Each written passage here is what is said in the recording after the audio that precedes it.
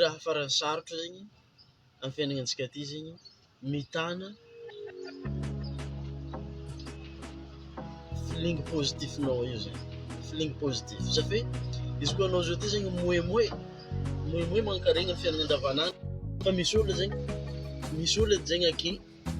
ty zaha raha mamonjogno anao fo ary zay zegny volako aminao hoe mitiava mitôkantôkana zegny anao tsy ndraikindraiky mba mitiava mitôkantôkana anao satria ny raha farany sarotro zegny tsy ny mitady vôla farany sarotro fa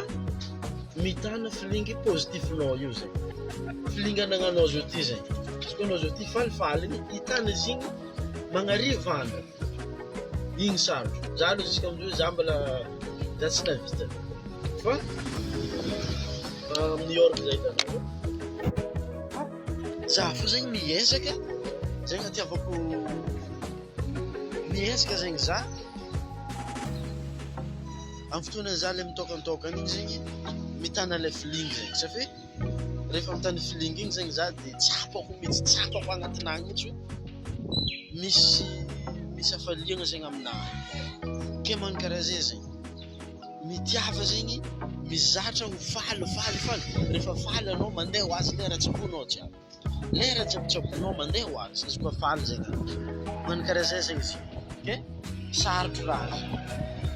tsy haiko zegny ino mahatonga antsika mifanimba amin'ny raha io fa mbola amin'ny commentaire ambany hoe le mahay hoantsika jiaby zio ty zay vidéo ty ambola ambany hoe ino mahatonga raha azy mety jalousie donc za mety jalousie satria tsy tiana hitanao falifaly